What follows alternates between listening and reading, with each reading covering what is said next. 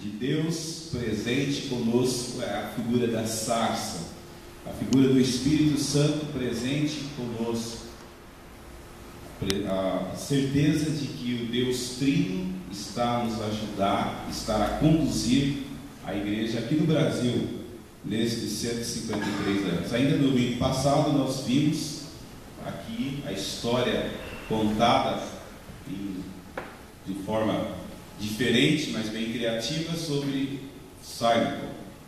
E é assim que nós temos que olhar para a igreja como família de Deus, como corpo de Cristo. Então, 153 anos de presbiterianismo, 154, 155 e até quantos o Senhor nos permitiu.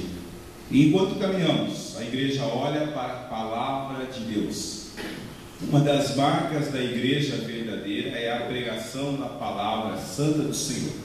E uma das marcas da nossa igreja, que a preservou durante essa história de 500 anos no mundo, 153 anos aqui no Brasil, de mais de 120 anos aqui em Curitiba, na nossa cidade, de 12 anos como igreja presbiteriana no bairro aqui do Auro, é a pregação da palavra santa de Deus. Por isso você vê esta manhã para a igreja e logo de manhã você já vai ouvir a pregação da palavra do Senhor. 3 olhares que uma igreja reformada deve manter. 3 olhares que uma igreja reformada deve manter. A palavra do Senhor, convido você a abrir no livro de Hebreus, capítulo 12.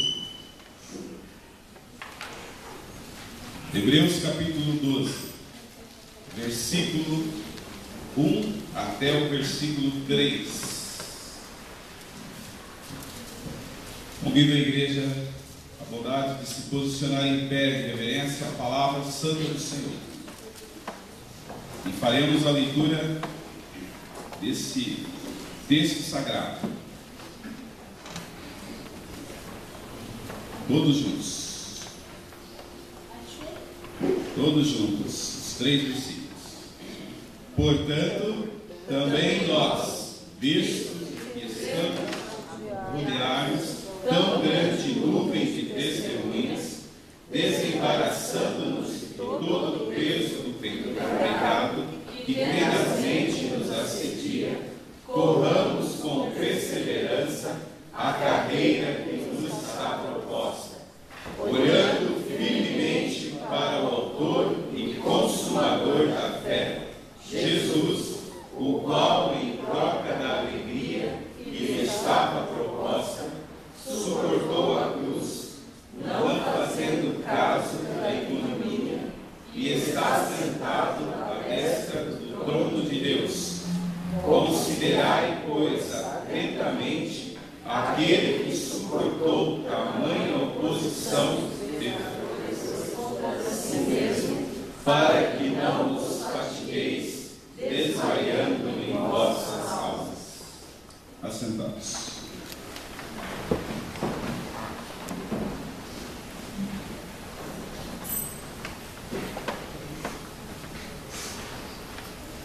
A igreja precisa manter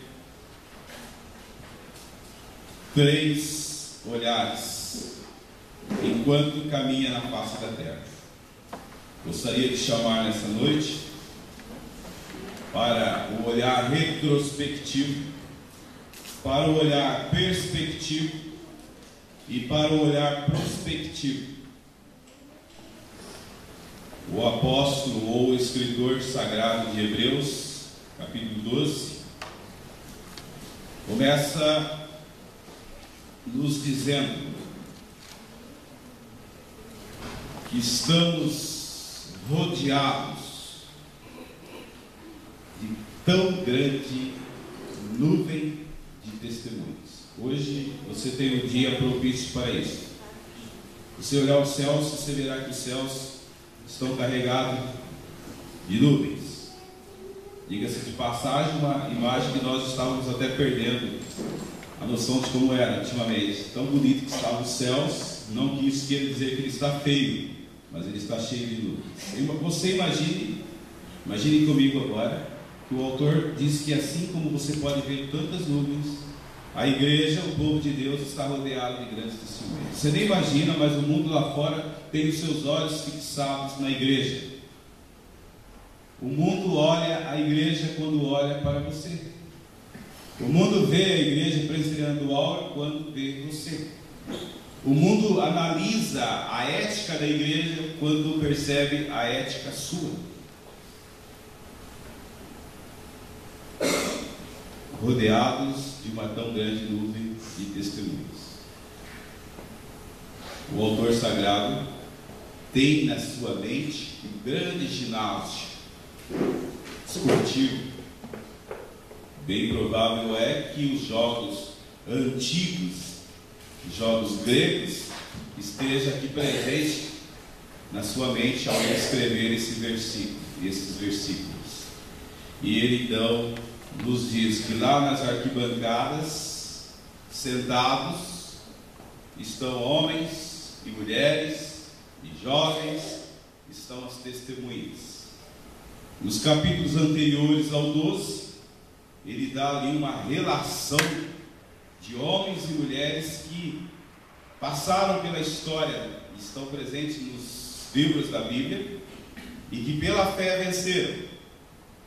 E é bem provável que ele chama a atenção para esta grande nuvem de testemunhas, são esses homens. Por isso nós temos que ter esse olhar retrospectivo, olhando logicamente para trás, para olharmos e vermos pessoas que já passaram por aquilo que nós podemos um dia ter que passar. E é assim que a igreja vive. Se um dia a igreja, ou você, meu irmão, se sentir desprezado, humilhado, o que eu vou fazer? Aí o autor diz: grande nuvem de testemunhas, o olhar retrospectivo vai te levar lá a José, no Egito, humilhado, muito humilhado, vendido pelos seus irmãos, jogado num buraco, dado como morto, odiado, a ponto das pessoas, os seus próprios irmãos, chegarem a um conselho entre eles, que o melhor era matá-lo, se livrar dele. Você quer ver uma humilhação maior do que essa? Todavia, esse homem se levanta, o Senhor o conduz, e ele será o grande homem lá no Egito. Seu olhar retrospectivo faz você olhar para esses homens. Jogaram você numa cova de leões? O teu chefe lá no serviço te desprezou? A vaga que era para ser sua foi injustamente tirada? Alguém te jogou numa cova? Olhe para Daniel.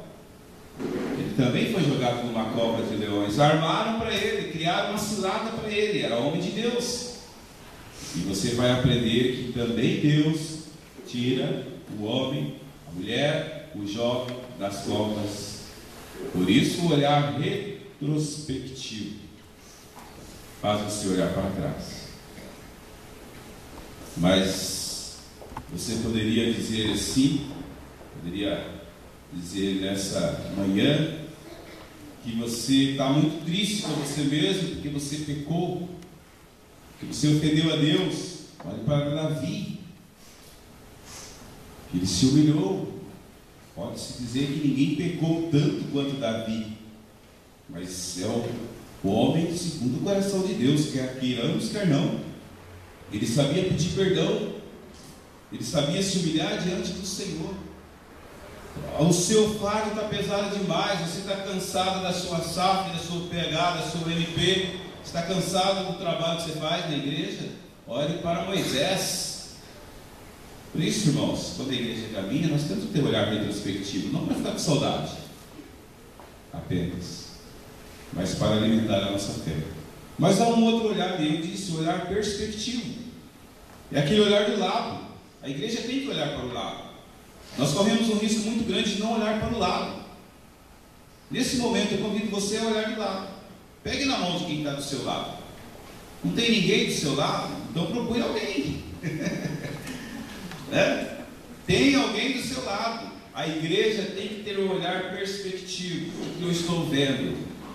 O que eu estou vendo no momento presente? Se o olhar retrospectivo, lembre comigo, te faz olhar lá para trás e ver os grandes heróis da fé, homens, como foi citado no domingo passado, Simon, chegou com a sua balinha no Brasil, e nós temos a igreja que temos hoje, um homem que não falava a nossa língua. Devemos olhar para trás, mas também temos que olhar para frente, temos que olhar para o lado.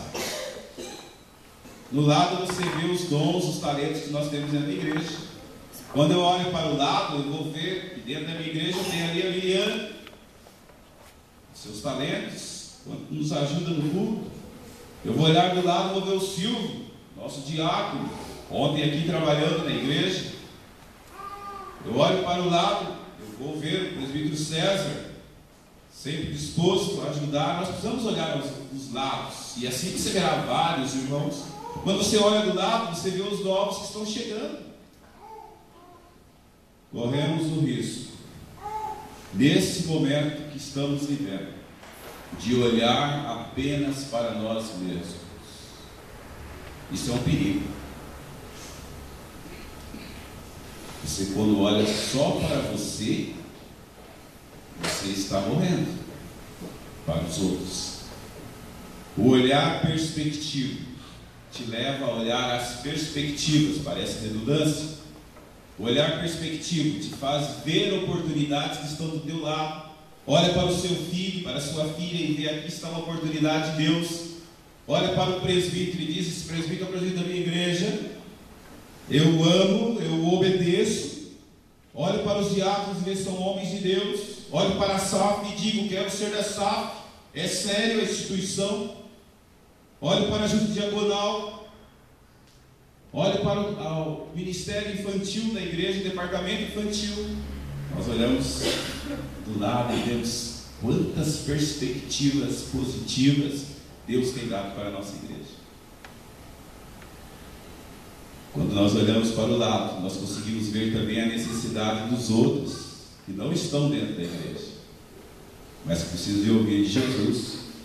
Quando você levantar o seu olho lá no seu serviço, os teus olhos, quando você tirar o teu olhar dos seus projetos pessoais, dos seus problemas pessoais, você vai erguer o seu olhar e vai ver o seu colega de serviço, que deve estar bem próximo de você, caminhando a passos rápidos para o inferno.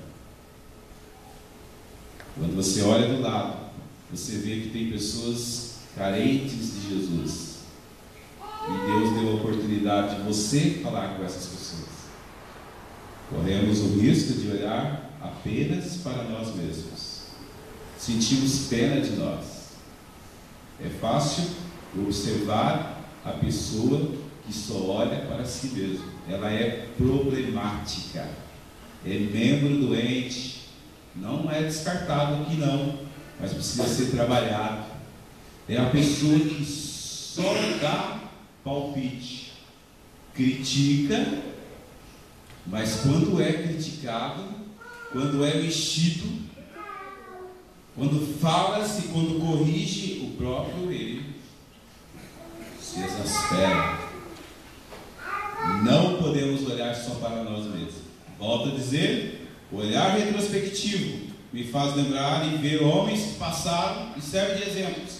O olhar perspectivo faz-me ver oportunidades, faz-me ver a presença do irmão, faz-me ver a necessidade dos outros. Mas há o olhar prospectivo, é o olhar para frente. Pode ser que o olhar retrospectivo, que é para trás, nem sempre te dê total ânimo. Pode ser que ao você olhar para os lados, você também seja decepcionado com a atitude de um irmão, com a negligência do outro, com a crítica do outro. Mas o olhar prospectivo, ele tem destino e foco certo. Diz assim, olhando firmemente para o autor e consumador da fé, que é Jesus Cristo. Meu irmão, minha irmã, se você está aqui nessa manhã e o teu olhar não está em Cristo Jesus, o seu olhar prospectivo não está em Cristo Jesus, é bem provável que vai acontecer com você o que está no versículo 3. Você vai desmaiar na alma.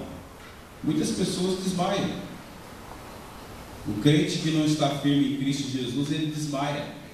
Desmaia é um sinal de fraqueza. Alguma coisa não está bem, uma tontura, alguma coisa não funcionou no organismo, a pessoa tem um desmaio. Na vida espiritual existem os desmaios também. Está aqui, desanimando, desmaiando, conforme a versão da sua Bíblia.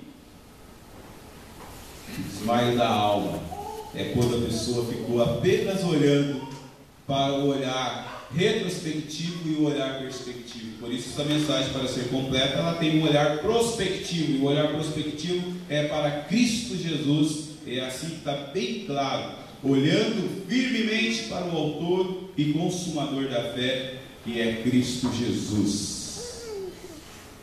É Ele que pagou o preço, é Ele que morreu por você, e é Ele que está sentado à destra do trono de Deus. Poderia dizer, foi Ele quem fez tudo por você, é Ele quem intercede por você, é Ele quem tem autoridade para fazer isso, porque está à destra de Deus. E a igreja olhe para Cristo Jesus. Que a igreja olhe também para os irmãos, que a igreja olhe para trás, mas que a igreja jamais deixe de olhar para Cristo Jesus. Deus abençoe esses 153 anos da igreja. Aqui no Brasil tem sido assim. Nós estamos aqui como um exemplo de uma igreja que há pouco tempo começou numa situação pequena, num pequeno grupo, que olhamos sempre para frente, mas olhamos também para trás. Não desprezamos, olhamos para os exemplos que recebemos lá atrás. Olhamos para o lado e estamos olhando para frente, que é Cristo Jesus. Que Deus nos abençoe. E no 180, a última estrofe